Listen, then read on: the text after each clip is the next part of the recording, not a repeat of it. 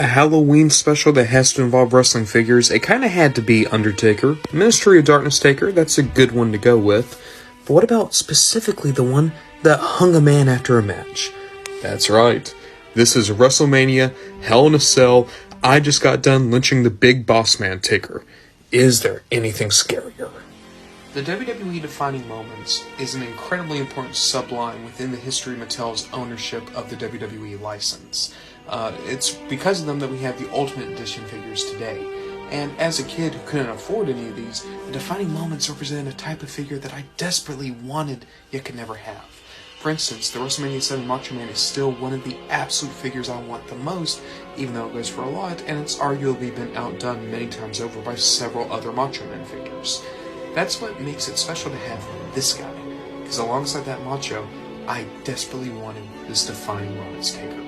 And thankfully, he's a lot cheaper than that Macho ever was, probably because there's an Ultimate Edition also of Ministry Taker, but this guy has the top knot, which makes him special.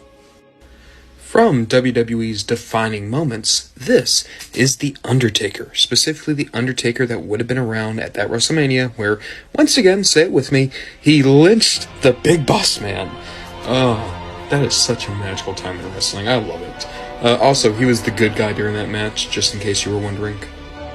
Taking a closer look, and granted, this was before they did face scanning for the figures, but Mattel always went the extra mile to sculpt Defining Moment head sculpts, and this is a great look for Taker. Not one for one, not like he stepped off the screen, but a great capturing all the same. And looking over the rest of the costume, they always did great when it came to details like the buckles and the leather here. The cape, I'm not huge on just because it's so thin you can literally see through it. That, and I wish there was a way to have him hold the cape somehow.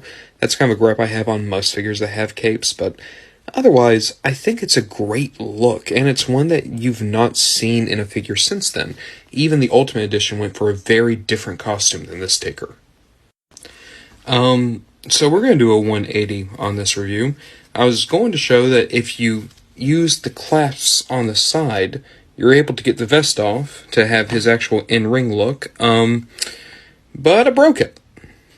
I was being as careful as I possibly could be. Looking at that head clip, there's no way to do it without breaking the head, and yet there's no way to get the hair through the collar piece, despite the fact that this is advertised as being able to come off. So, that's great. I'm really glad that I broke this figure that I always wanted. Happy Halloween, everyone. Fuck me.